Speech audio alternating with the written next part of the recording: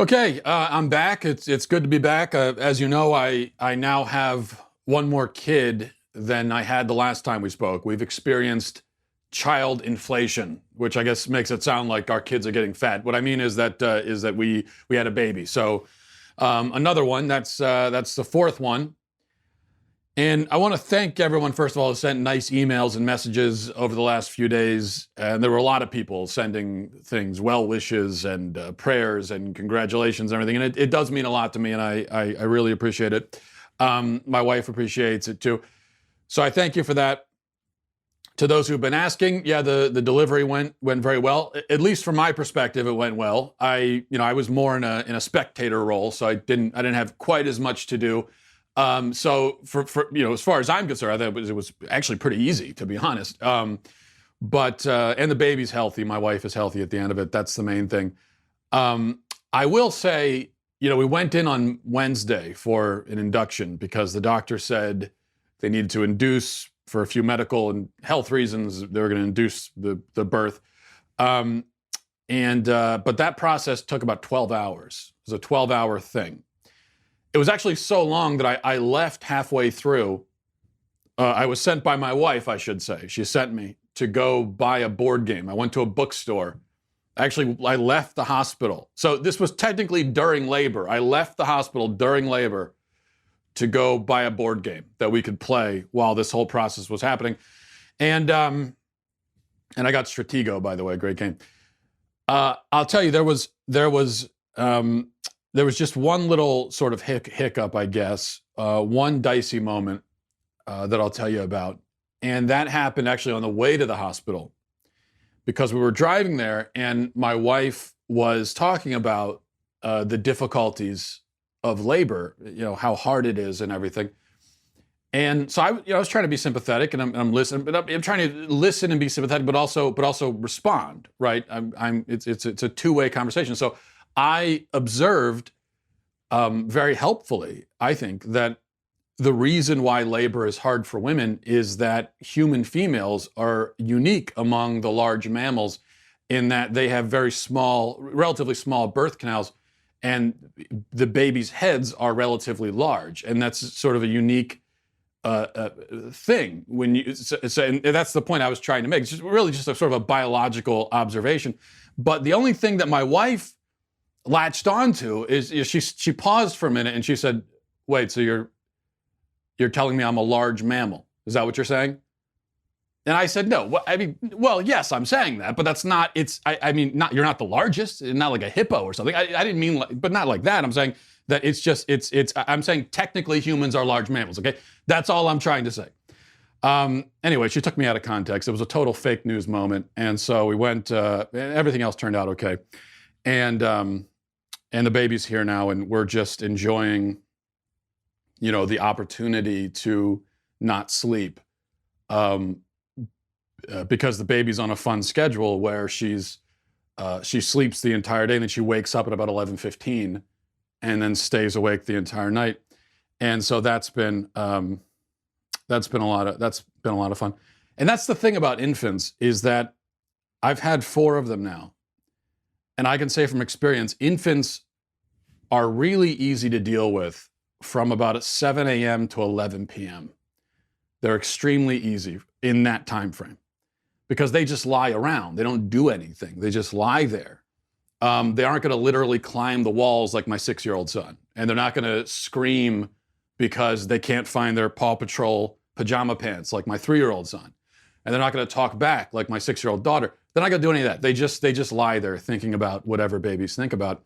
But then at night, that's when they sort of clock in. So at nighttime, there's a transition where my older kids clock out and they kind of pass the baton to the infant and they say, "Okay, we've been annoying mom and dad all day. Now it's your turn." And then that's when the infant comes to life and she says, "All right, I'm ready to do this. Let's do it." And so then we don't sleep all night. Which is why, and this is the last thing I'll say, this is what it's really leading to. When people come to me and they ask for parenting advice, which for some god-awful reason happens a lot, this is what I always say. Here's my advice. And it's a really important tip. You're not going to hear this a lot of places. Be rich. That's my advice. Just be rich as possible.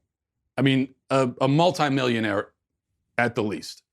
Because if you're rich, then you can hire a night nurse to take care of the kid at night, and then you can sleep. And then even during the day, you can hire a nanny. And so you don't really have anything to do. That's what makes parenting the easiest. You might not expect that, but if you can hire someone to do everything, then you don't have to do anything. So just be rich. That's my advice. I admit that I have not taken my own advice in that regard. But if you can do it, I would say definitely be rich. Choosing between the two options, not rich or rich, just be rich. That's my slogan in life. All right, let's get into the news. I want to talk first about corporate cowardice, because there's a lot of it these days. But this thing with the NBA and China is just, it's such a perfect encapsulation of corporate cowardice in so many ways. Now, let's back up for a moment. If you haven't been paying attention to this story, over the weekend, the general manager of the Houston Rockets, Daryl Morey, tweeted out, he tweeted out support for the pro-democracy protesters in Hong Kong. It was just a little graphic, and the graphic said, "Fight for freedom, stand with Hong Kong." That's it. That's all he said. Pretty simple message. And most people in this country agree with it, because we're all fans of freedom, at least in theory. In practice, many of us are not quite so much, but in theory, we all think that freedom's a great thing. Well, China is, of course, a communist country, and they're run by a regime that is not a fan of freedom in theory or practice. They're just really not into the whole freedom thing. And the other thing about China is that they love the NBA. And they especially love the Houston Rockets because Yao Ming, a great Houston Rocket, is Chinese. He retired a while ago, of course, but his time on the Rockets made that team one of the favorites in China. So they still love the NBA, and they love the Rockets. As it happens, Ming is now the president of the Chinese Basketball Association, and he came out with the Chinese government to express their hurt feelings over this little tweet that just said support, what was it, fight for freedom. China got their feelings hurt. Because the F word just is not, you can't say that in China. They didn't like it at all. And neither did the NBA, because they make a lot of money from China. So the NBA immediately issued a statement hoping to patch things up by prostrating themselves in front of the communist regime of China and licking their boots. And here's what the NBA said. Just a remarkable display of cowardice.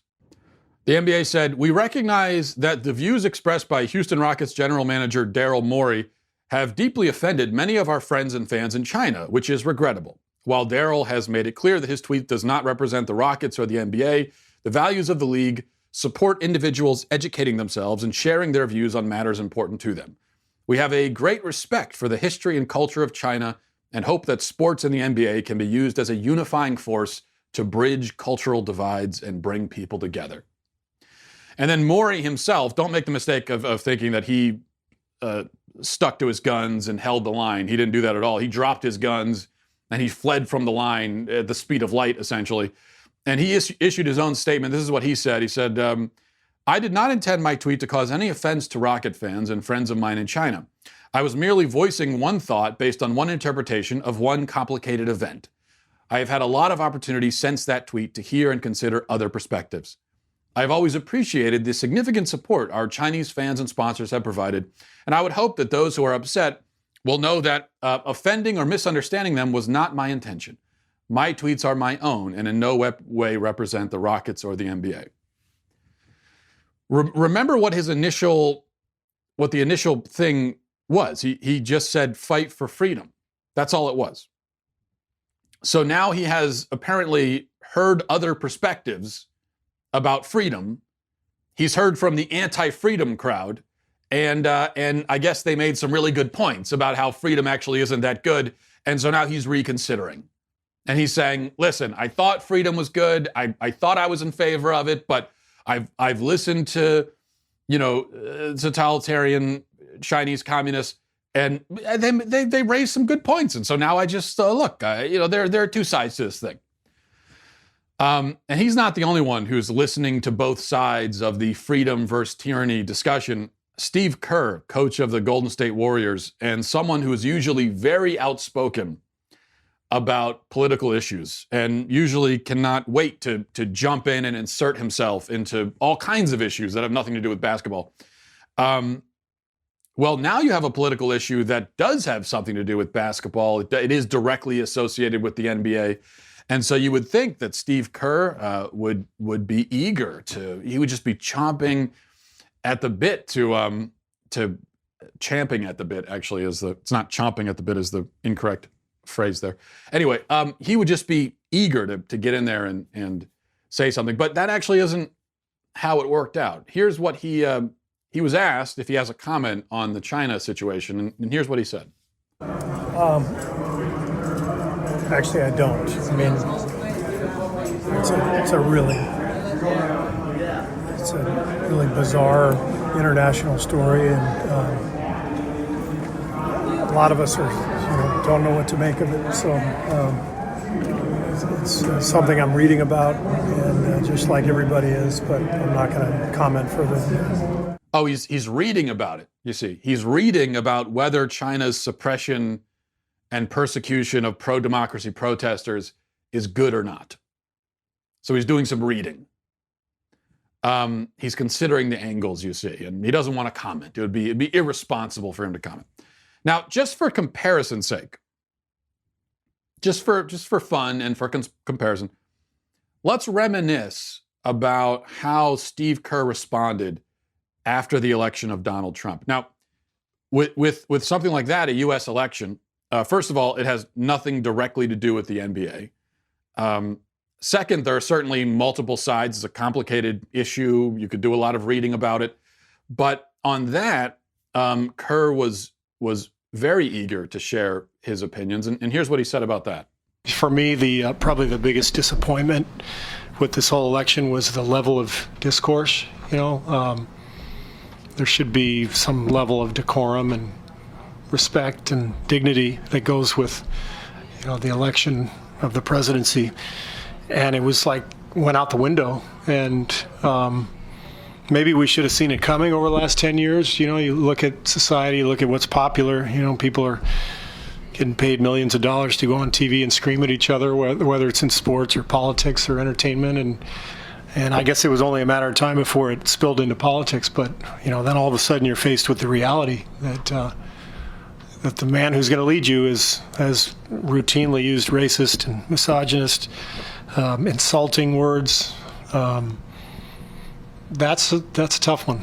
That's a tough one. And I wish him well. I hope he's a good president. I have no idea what kind of president he'll be because he hasn't said anything about what he's going to do. We don't know. But it's tough when you want there to be some respect and dignity, and there hasn't been any. And this goes on for several minutes, by the way. He goes on, and there have been many other rants from Kerr about Trump. He is, again, very willing to pontificate about that, but not on China. Meanwhile, other Rockets players like James Harden have joined in the bootlicking fest. Now, Harden was, let me play this clip. I think they were in Tokyo for an exhibition game or something, and this is what he had to say about China. Yeah, we apologize. We love China. We love, playing there. I know for both of us individually, we go there, once or twice a year. They show us the most important love. So, we appreciate them as a fan base, and we love everything, they're about, and we appreciate the support that they give us individually and as an organization. So, we love you. Of course, all of this groveling amounts to nothing, as usual, because there are still boycotts now in China, and China's state-controlled media is dropping NBA games. So, as I always say with these situations, that number one, you should never apologize for the truth in the first place, no matter the consequences. If what you said is true and right, supporting freedom is true and right. You shouldn't apologize. But even on a more pragmatic level, it won't matter if you do. It never does. Because whether you're apologizing to communists or you're apologizing to the American left, and that's basically a distinction without a difference, they're not going to forgive you anyway. So there's no point. You might as well just say, hey, yeah, I said it. I'd say it again. You might as well take that approach because it won't matter. You can grovel and apologize and kiss their feet, and it will make no difference. And that's what's happening here. By the way, I read about that, the backlash in China, how they're still boycotting and dropping games and everything. I read about it in a Yahoo article. Actually, I think it's an AP article that Yahoo is running. But with a very bizarre headline. Here's the headline of this article. It says, NBA Chief Silver stands firm as China backlash mounts. And here's the lead. The National Basketball Association won't gag its personnel or apologize over a team executive's tweet that ignited a firestorm in China. Commissioner Adam Silver insisted Tuesday, standing firm despite a growing backlash that imperils the league's lucrative Chinese following. Now, wait a second. The NBA did apologize. I just read it to you. It might not have said the words, we apologize, but that was definitely an apology. And they are clearly gagging their personnel. There's a reason why. It's not a coincidence that the NBA players are either saying nothing, refusing to comment, or coming out and apologizing. So the AP or Yahoo is running cover for the NBA, which itself is running cover for a communist regime. So duplicity and cowardice just abound in this case. I called this a perfect encapsulation of corporate cowardice precisely because of this comparison between the NBA's approach to Trump and its approach to China. Because if you're an NBA coach or a player, there is no downside to attacking Donald Trump. All your friends are going to agree with you. Many of the fans will agree. Everyone on the team's going to agree. So it's the media will certainly agree, and they're going to celebrate whatever you say. So you risk nothing by criticizing him. In fact, you may actually risk something by not criticizing him. To fail to join the chorus criticizing Trump, if you're in the NBA or if you're in a position like that, that could actually be where the risk comes in. Yet with China, okay, now there's something on the line because China has a lot of money and a lot of power and a lot of influence, obviously. Standing up against them, really standing up against them. Not the fake stance that Yahoo is pretending the NBA is taking, but really standing up would be risky. And that's why all of these supposedly outspoken players and coaches and personnel, they've all run for the hills because they want nothing to do with this. I think the word courage is way overused in our society, and there are so many people who get credit for saying supposedly courageous things when if you look at what they had to say, whether what they said was true or not, there's no courage in it because they didn't risk anything in saying it. It's only courageous. Taking a stance is only courageous. It can only be courageous if you are really risking something. But if what you're going to say, it will be appealing to all of the people who you need to appeal to, there's no courage there. So this is just utterly shameful, disgraceful,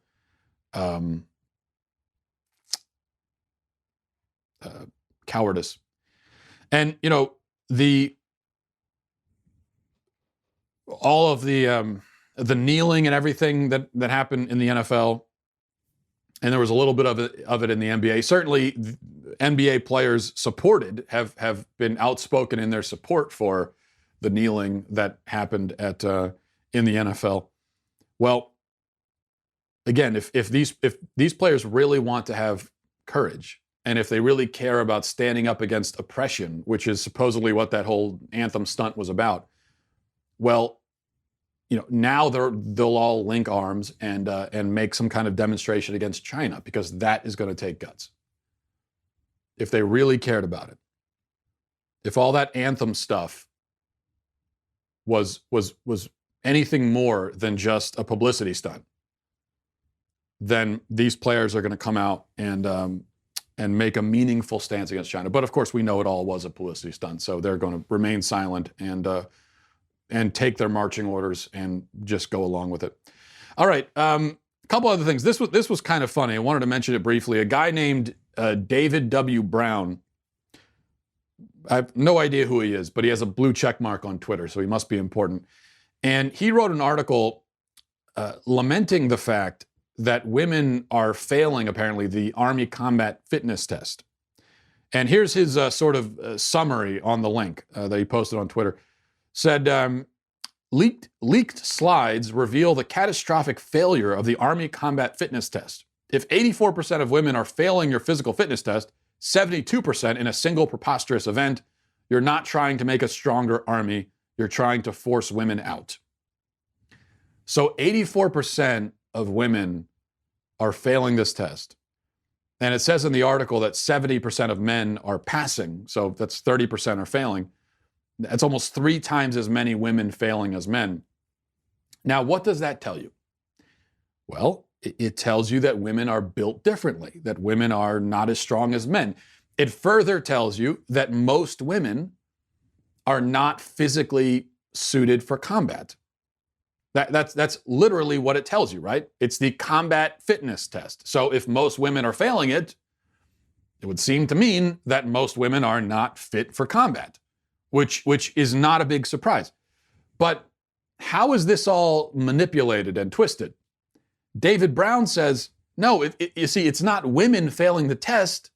It's the test failing women. That's what he says. If women fail it, well, then there must be something wrong with the test. You see, now if 84% of women were passing the test, then we would say, oh, this is the best, greatest test. It's a wonderful test. This test proves that men and women are equal. In fact, women are better than men. So if the tests were getting the results that the left wants, then we would be told that this is the greatest and most accurate physical fitness test of all time. But it's not, and so, no, there's something wrong with the test. Forget about it. And that, I guess I can't really quibble with the logic, because that's the exact same argument I tried to make in high school all the time. Where I would say, yes, teacher, this math test seems to be broken or something, because I got every question wrong. I got a 0%, so there's something wrong with it. Oh, what's that? I'm just stupid. You're saying, okay, well, maybe that's it. Could be that, or could be either way. So this is just how desperate people are to avoid basic biological realities, which is that men and women are different, men are stronger, and that's it. And of course, ironically, what ends up happening is, in this effort to protect women or to get women involved or whatever they're trying to do, you end up undermining the women who are really exceptional. Because 84% of women are failing this test, but that means that 16%, I could still do the math on this one, I think 16%, right? 84 plus 16. That means 16% of women are passing it, which means that those women are really exceptional. So if you change the test and you make it easier, then all you've done is you have undermined the achievement of these really exceptional women. Let's see, a couple other things. Oh, here, so I saw this headline from CNN. I don't really have anything to say about it. I just wanted to point it out. The headline is, dog owners are 24% less likely to die for any reason, but the life-prolonging benefits are even higher for anyone with cardiovascular disease, according to 2 new studies. I saw that online today, and I couldn't pass it over.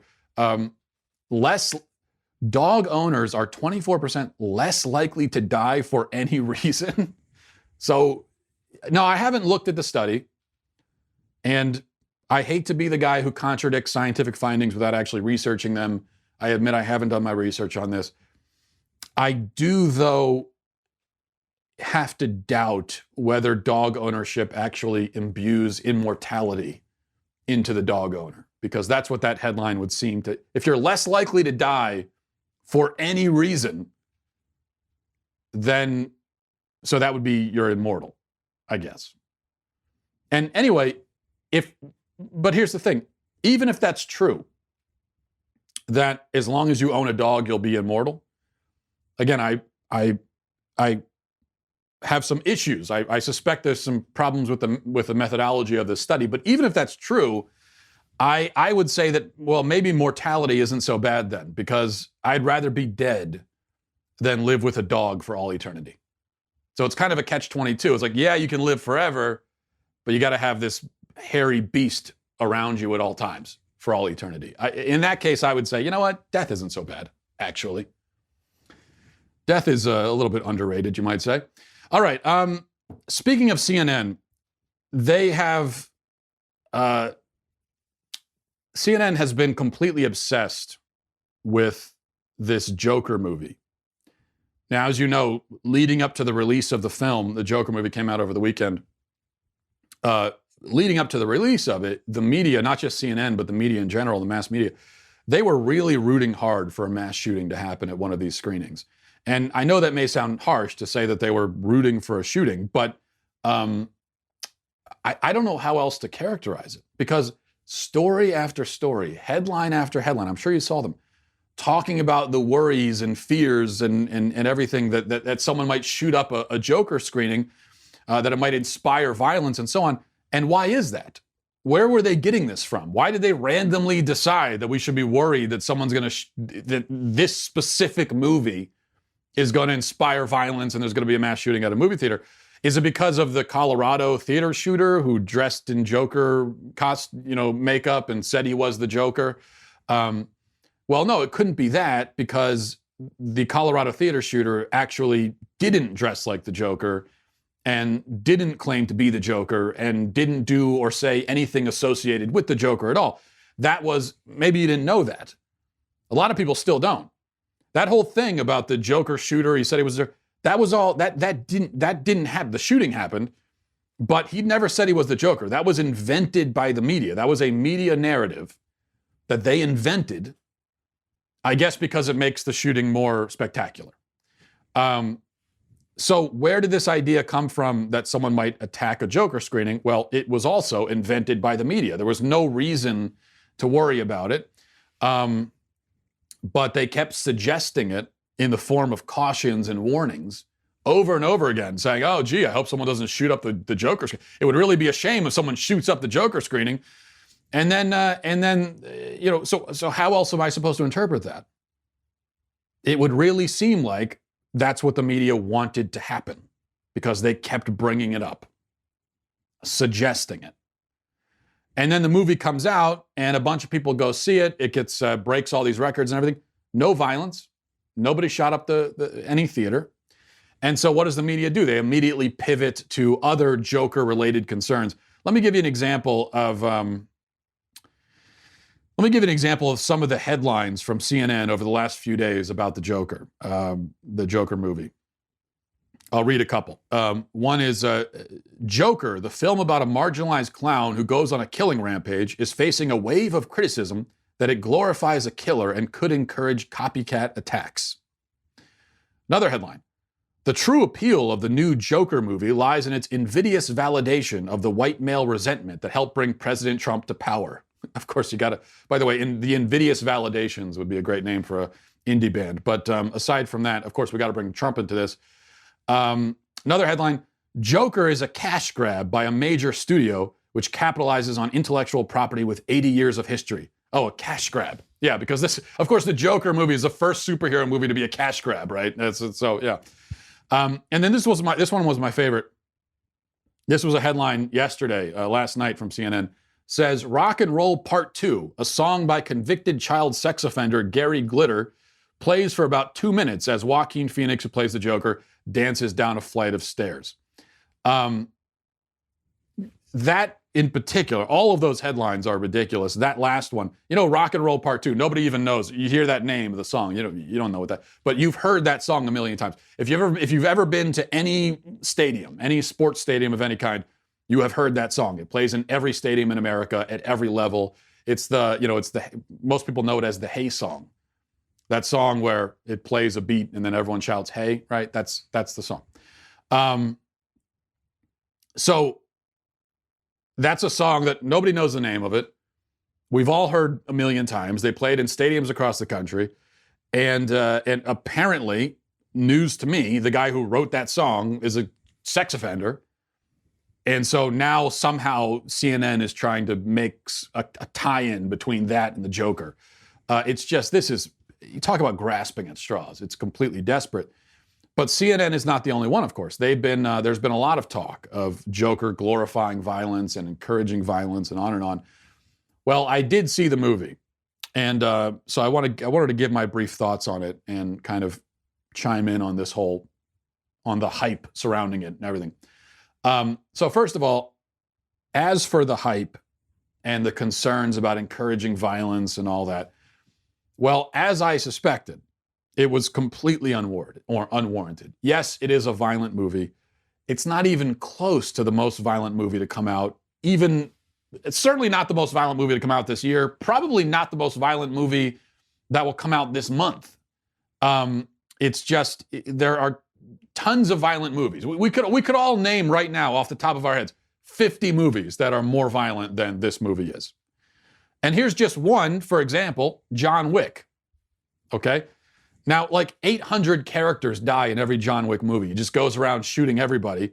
And yet the media doesn't freak out about violence in John Wick movies nearly to the same degree that they freaked out about Joker. Really, the media is okay with any and all violence in movies and on TV, unless it's this particular Joker movie or a Mel Gibson movie.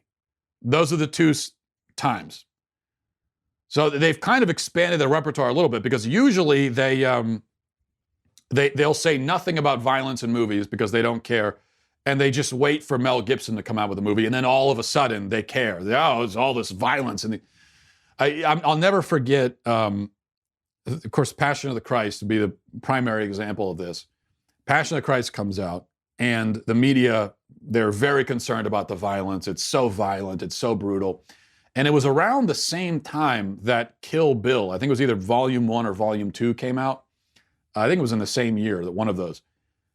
And the same media personalities that were lamenting the violence in Passion of the Christ, they loved Kill Bill. It was critically acclaimed. Meanwhile, there's a scene in that movie, in either Volume 1 or 2, the entire movie is ridiculously violent. There's a scene in Volume 1 or 2 where the protagonist, Uma Thurman, she decapitates 100 people in one. She fights off. It's a pretty impressive fight scene. But she just with a sword. She just decapitates one person after another. Just heads rolling all over the place. No problem with that. That's fine. But this movie is the violence is too much. So that's the way it goes. Does this movie actually glorify violence? I would say no, not at all, actually. I agree that some movies do glorify violence, and that is a problem. A movie glorifying violence isn't going to cause real-world violence. It doesn't work that way. It's not a one-to-one causal relationship where somebody goes and they see violence in a movie and they say, oh, I think I want to commit violence also, and then they go out and do it. It's not the way it works. It's much more complicated than that. But people are influenced by the images they see on a screen. And when you go and you watch a movie or you sit down and you watch TV, you are immersing yourself in this world, the fantasy world, and you're in some sense giving yourself over to it, subconsciously at least. And you're certainly susceptible to being influenced. And so I would agree that it can be a problem when people marinate their minds in all of this stuff that does glorify violence. But just because there's violence in a movie, that does not mean that the movie is glorifying it. A movie that glorifies violence is a movie that makes it seem cool and fun and sexy. You know, that's a movie that glorifies violence. But Joker does not do that at all. The violence in this movie it's not fun, it's not funny, it's brutal, and it's random, and it's disturbing. And it's sad. It's the entire movie is very sad. In fact, that's one thing that surprised me about it. I didn't go into it expecting it to be a barrel of laughs, but I was actually surprised by how sad the movie is from the first scene to the last. It's a very sad movie. And that's the way the violence is portrayed. That's how it comes across. It doesn't look, there's nothing glorifying about it. You leave the movie feeling like that was very sad to see all of that, which is how you should react to violence. And so violence, I think, in a movie or a show, it's only a problem when it elicits the wrong sort of reaction. As for the quality of the film itself, well, like everybody says, Phoenix's performance, Joaquin Phoenix's Joker, was mesmerizing performance, which is nothing new because Joaquin Phoenix has been one of the best and certainly the most interesting actor in Hollywood for a long time. I thought it was very engrossing. It was captivating. It's a character study about a man on the fringes of society, slowly losing his grip on reality. A man who, as he says in the movie, explaining to a social worker that he, over time, started to question whether he even exists. He started to get this feeling like he doesn't exist. And so the outbursts of violence towards the end of the movie was really about him asserting his existence on the world and saying, "Hey, look at me, I exist," which is true to life. That's I think that's why most mass killers do what they do, because they're trying to assert they're trying to exist, to be seen, to be noticed, which to point that out is not to excuse it by a long shot. It's just to give insight into what drives these disturbed people. It's not a movie for everyone, that's for sure. As I said, there's brutal violence in the movie. It's a slow burn. It builds tension gradually. It's not an action film. It's not a superhero film, really. And even though it's selling tickets like a superhero film, it's not. And that, I think, that was my takeaway. That, I think, is the best thing about the movie, is that basically the filmmakers tricked a mass audience to rush to the theater and watch this movie, to watch essentially an art house character study about a man's descent into madness.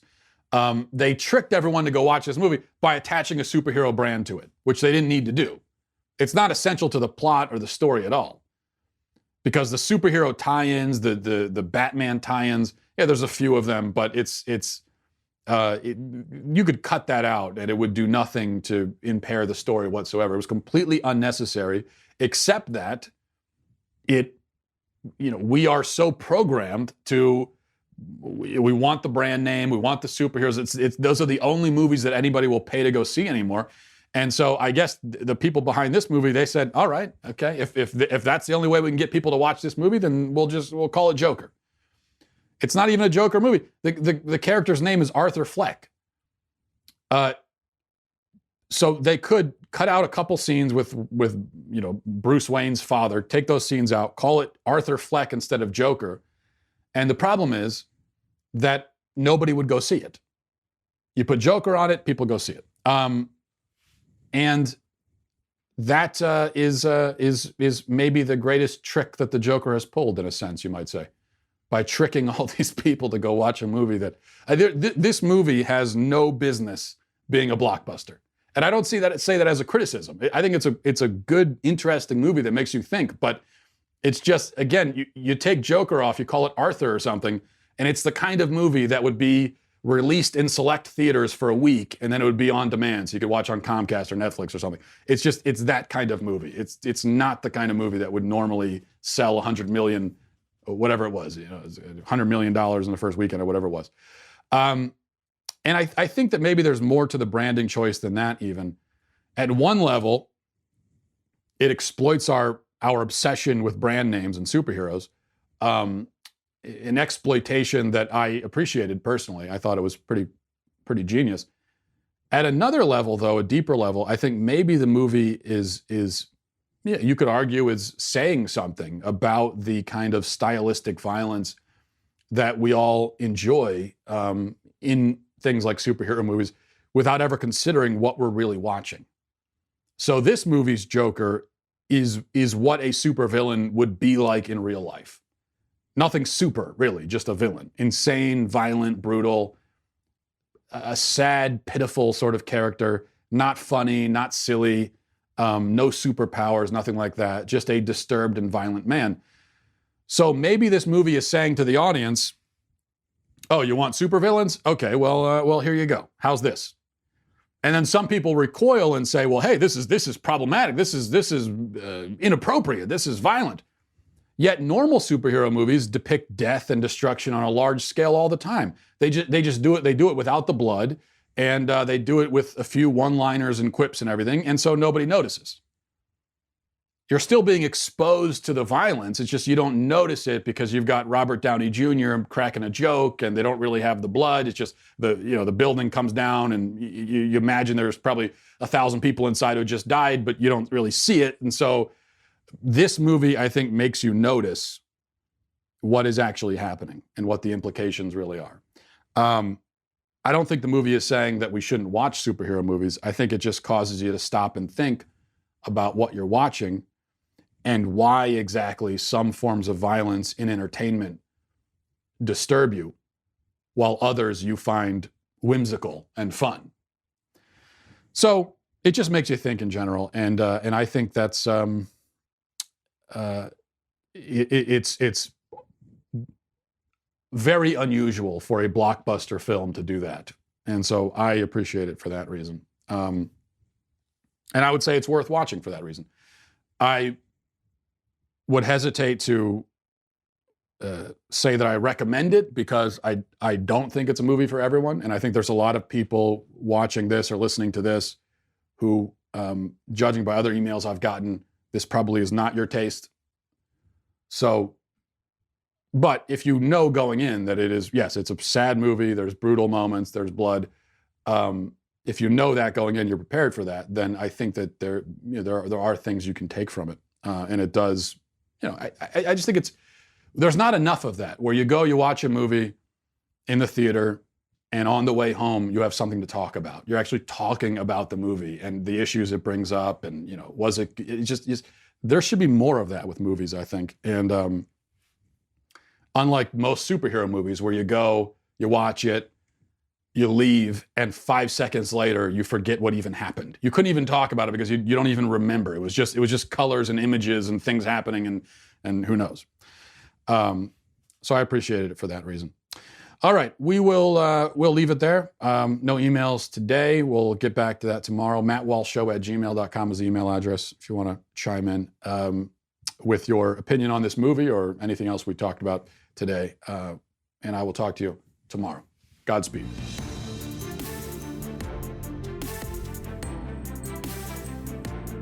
The Matt Walsh Show is produced by Robert Sterling, associate producer Alexia Garcia Del Rio, executive producer Jeremy Boring, senior producer Jonathan Hay, our supervising producer is Mathis Glover, and our technical producer is Austin Stevens, edited by Donovan Fowler. Audio is mixed by Mike Coromina. The Matt Walsh Show is a Daily Wire production. Copyright Daily Wire 2019. If you prefer facts over feelings, if you aren't offended by the brutal truth, if you can still laugh at the nuttiness filling our national news cycle, well, tune on in to The Ben Shapiro Show, where you'll get a whole lot of that and much more. We'll see you there.